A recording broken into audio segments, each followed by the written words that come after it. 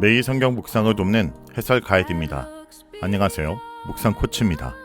함께 읽고 나눌 말씀은 데살로니가전서 2장 1절에서 16절까지 말씀입니다. 바울을 데살로니가에서 쫓아낸 유대인들은 바울이 급히 떠난 것을 문제 삼아 바울에 대해 중상모략했습니다. 이에 바울은 데살로니가에서 어떻게 복음을 전하며 교회를 세웠는지 하나하나 언급하며 유대인들의 비난을 반박합니다. 1절에서 2절은 데살로니가 방문과 사역의 상황입니다. 바울은 데살로니가에서 오기 전 먼저 빌립보에서 복음을 전했습니다. 귀신 들린 여종에게서 귀신을 쫓아낸 후 공중 앞에서 매를 맞고 옥에 갇히는 고난을 겪습니다. 바울은 이것을 고난과 능력으로 표현하고 있습니다.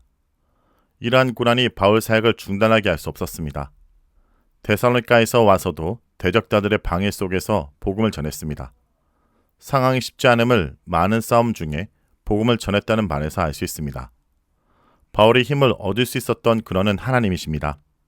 바울은 하나님의 복음을 전하는 자였고 우리 하나님 안에 있었기 때문입니다. 고난과 능력과 많은 싸움 중에 있어도 하나님의 복음을 전하는 자는 하나님 안에서 능히 감당할 수 있는 힘을 얻게 되고 그 일은 결코 헛되지 않습니다. 3절에서 4절은 간사함이나 부정, 속임수가 아님을 말합니다. 바울은 자신의 복음 전파 사역에 오류가 없으며 그의 사역은 순수한 동기에서 나온 것임을 밝힙니다. 데살로니가 성도들을 속이려는 행동도 아니었다고 말합니다.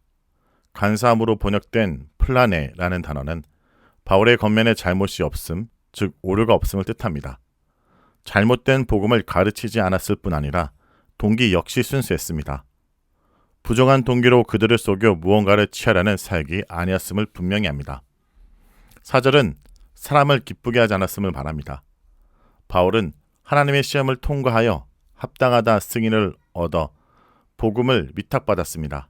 그러므로 하나님의 인정을 받아 복음을 맡은 자로서 그에 합당하게 복음을 전했습니다.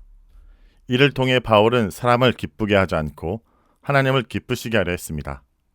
바울이 자신을 시험하고 승인한 하나님을 마음을 감찰하시는 하나님이라고 한 것은 그에게 부정한 동기나 속임수가 없었음을 강조하는 것이며 데살로니가 성도들에게 그 하나님을 의식하고 하나님을 기쁘시게 하는 삶을 살라라는 간접적 교훈을 주는 것입니다. 5절에서 6절은 아첨, 탐심, 사람의 영광과 무관한 사역에 대해서 말합니다. 바울은 아첨하는 말을 하지 않았습니다. 이것은 사람을 기쁘게 하지 않았다라는 4절의 주장과 일맥상통합니다. 그의 사역에 숨은 탐욕이 있었으나 탐욕이 사역의 동기가 되지 않았습니다.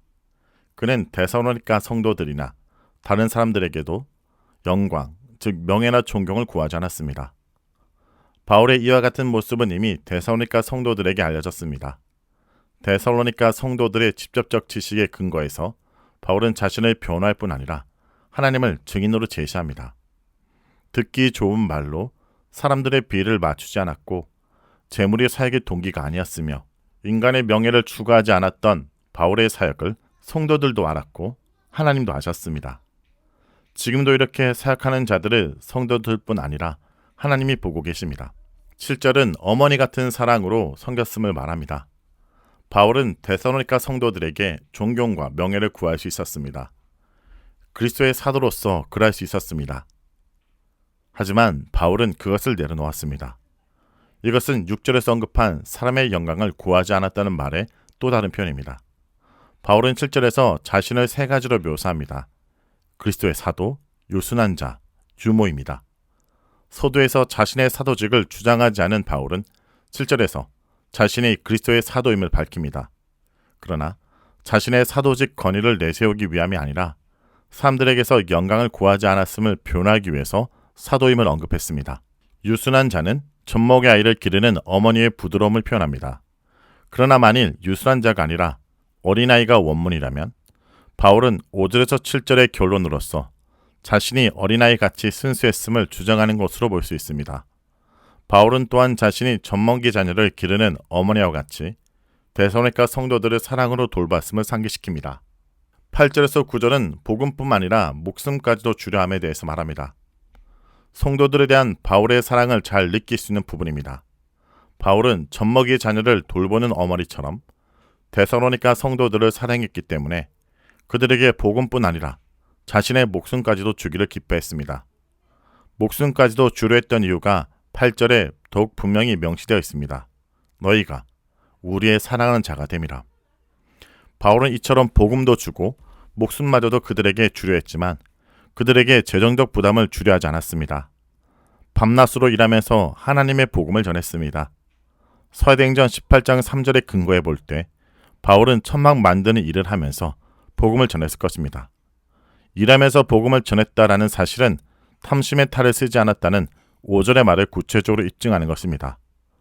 바울의 사역의 동기와 진실성을 공격하는 자들에게 복음뿐 아니라 목숨까지 주려 했다는 것, 일하면서 복음을 전했다는 것은 강력한 변호의 메시지입니다. 10절은 거룩한 모범에 대해서 말합니다. 바울은 5절에 이어 다시 한번 데살로니가 성도들과 하나님을 증인으로 내세우며 자신과 동력자들이 이전에 데살로니가에서 행한 행동을 변호합니다. 거룩하고 옳고 흠없이 행했음을 상기시킵니다. 거룩은 특히 하나님 앞에서 하나님을 기쁘시게 하는 삶을 살았던 것을 강조하는 측면이 있고, 옳음은 데살로니가 성도들 앞에서 올곧게 행동했음을 강조하는 측면이 있습니다. 흠없이는 데살로니가인들이 보기에 잘못된 일이 없었음을 뜻합니다. 바울은 사역자들의 성품과 함께 여기에서는 그들의 행동을 변호하고 있습니다. 외적 측면과 내적 측면, 사람과의 관계와 하나님과의 관계에서 사역자로서 합당한 모습이 무엇인지 생각하게 합니다. 11절에서 12절은 아버지 같은 겉면으로 말합니다. 바울은 아버지가 자녀에게 대하듯 데살로니가 성도들을 대했습니다. 너희 각 사람에게 라는 말은 그들을 대중으로 생각하지 않고 개개인에게 관심을 기울이며 개인으로 대했다는 것을 암시합니다. 고대 세계에서 아버지는 자녀에게 도덕적 가르침을 주어 도덕적 행동을 훈련할 의무가 있었습니다. 바울과 그의 동력자들은 아버지가 자녀에게 하듯 권면하고 위로하며 경계했습니다.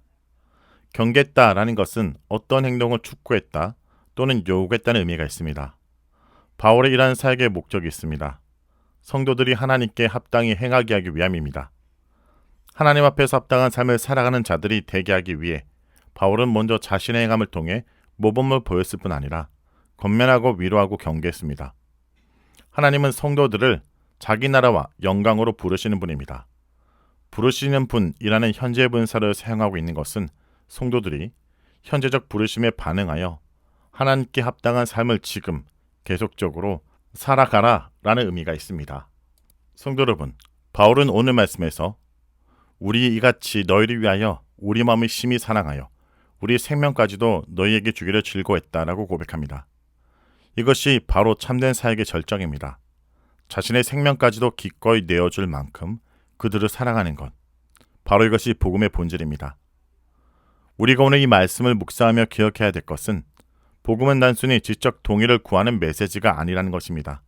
복음은 고난 속에도 신실하게 붙들어야 될 진리, 사람의 인정을 구하지 않고 오직 하나님을 기쁘시게 하는 삶의 동기이며, 그리고 무엇보다도 우리 삶을 내어주는 인격적 사랑으로 증거되는 것입니다. 오늘날 많은 교회와 사역이 사람들의 흥미를 끌기 위한 퍼포먼스에 머무는 것은 아닌지 돌아봐야 합니다. 화려한 쇼나 감정적 분위기를 조성으로 일시적 만족을 줄 수 있을지 모르지만 그것은 결코 영혼에 깊이 뿌리내릴 수 없습니다. 진정한 복음은 우리 삶을 통해 우리의 연약함과 신실함, 그리고 우리의 헌신적 사랑을 통해 그 사람 삶에 깊이 뿌리내립니다.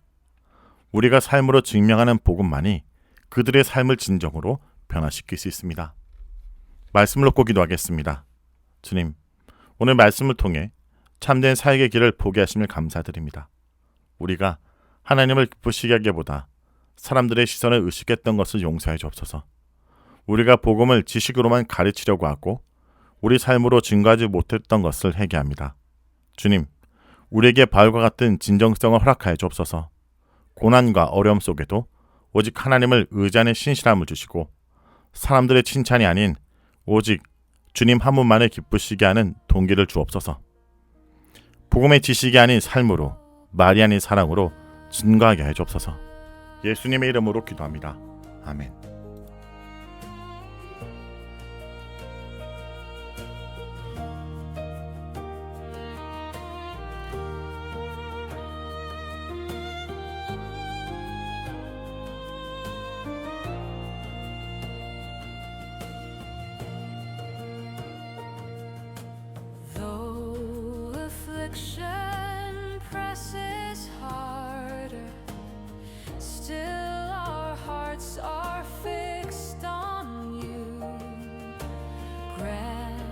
strength to stand.